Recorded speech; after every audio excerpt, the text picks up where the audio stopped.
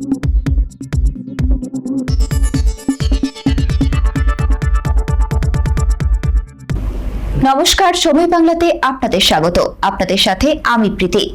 দেখে নেব আজকের বিশেষ বিশেষ সংবাদ। শুভেন্দু অধিকারীর মেয়েকে গুলি করে খুন। যারা বলছে হিংসা হচ্ছে, তারা কিন্তু হিংসা থামাচ্ছে না। কাল কি বলেছি, এগুলো যদি না থামে তাহলে তার প্রতিরোধ প্রতিকার হবে। এরকম পরিস্থিতি নেওয়া হোক। বিজেপি সারা ভারতবর্ষে রাজ করছে, প্রতিটি নির্বাচনে জিতছে, কোথাও কোনো মারধর লুট করে না বিজেপি। 15 বছর ধরে আমরা অত্যাচার সহ্য করেছি, মানুষের মধ্যে খুব ছিল, সেটা বেরিয়ে গেছে। অত্যাচার চলবে না, গুলি বন্দুকের সংস্কৃতি আমরা বন্ধ করব। আমার মনে হয় এটা নির্বাচন কমিশন এবং পুলিশের দেখা প্রয়োজন, যাতে আইন শৃঙ্খলা ঠিক থাকে। যিনি পুলিশ মন্ত্রী তিনি ড্রামা করতে ব্যস্ত। তিনি জীবনে কোনো সফলভাবে কিছু করেননি। গত ইলেকশনের পর বলেছেন 3 দিন আমি ছিলাম না। এখন কি বলবেন? চিরদিনের জন্য আপনি চলে যাবেন, মানুষের সুরক্ষা কে দেবে? এই যে গুন্ডাদের নিয়ে আসছেন রাজনীতিতে, মমতা বন্দ্যোপাধ্যায়, তার ফল সকলকে ভুগতে হচ্ছে। এন্টালিতে কুপিয়ে খুন। যত বদমাইশ অ্যান্টি সোশ্যাল সব টিএমসির মধ্যে আছে। একটা গ্রুপ খাচ্ছিল, অন্যদের দিচ্ছিল না, তারা এবার প্রতিশোধ নিচ্ছে। অফিস দখল করা থেকে শুরু করে দোকানপাট লুট করা, এটা তৃণমূলের ভেতরের ব্যাপার, বাইরে আসছে। এর মধ্যে বিজেপির কোনো যোগ নেই, তাই পুলিশকে কড়াভাবে এর ব্যবস্থা নেওয়া উচিত। বসিরহাটেও গুলি, সর্বত্র কোথাও চলছে, কোথাও লুটপাট চলছে। এসব বন্ধ করতে হবে। যতক্ষণ না আমাদের সরকার গঠন হচ্ছে ততক্ষণ আমাদের কিছু করার নেই। পুলিশ প্রশাসন এবং নির্বাচন কমিশন আছে, তাদের দেখা উচিত যেন গন্ডগোল না হয়। কিছু জায়গা, কিছু লোক আছে যারা সব ব্যাপারে সুযোগ নেয়, লুটপাট করে ভয় দেখায়। তারা এবার বিজেপিতে ঢোকার চেষ্টা করছে। আমরা কঠোরভাবে দরজা বন্ধ করে রেখেছি। আমাদের নেতাদের বলছি, এদের সাথে যোগাযোগ রাখবেন না। কোনো অ্যান্টি সোশ্যাল যাতে পার্টিতে না ঢুকতে পারে। কেউ ঢোকালে তার উপর হিসেব হবে। গতবার অনেকেই ঢুকিয়েছিলেন, এইবার যেন না হয়। আমরা কিন্তু কড়া নজর রেখেছি। প্রশাসন বলে কিছু ছিল, পুলিশ বন্ধুরা খোলা হাত পেয়েছেন।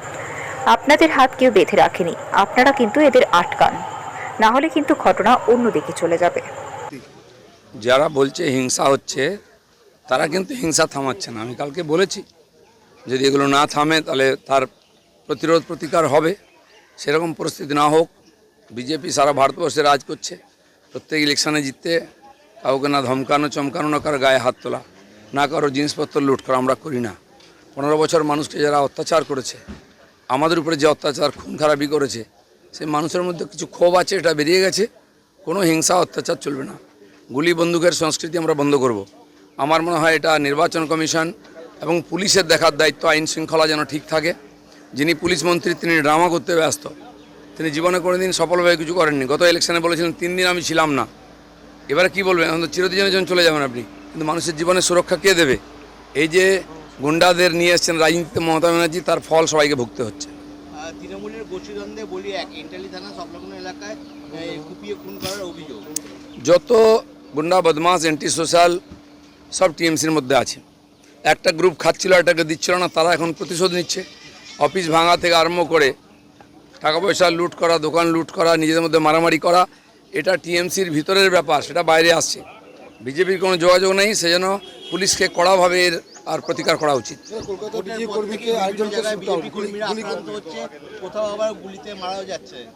এই সব বন্ধ করতে হবে।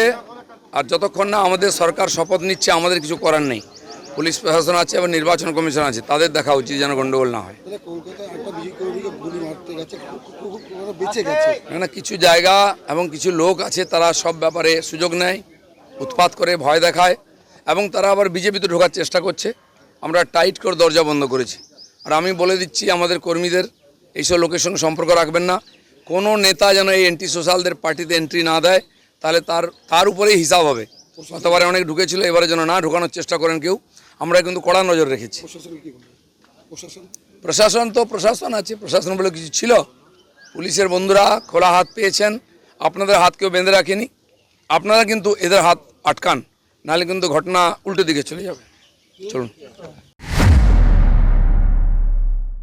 সংবাদ এখনকার মতো এই পর্যন্তই। সঙ্গে থাকুন, দেখতে থাকুন সময় বাংলা।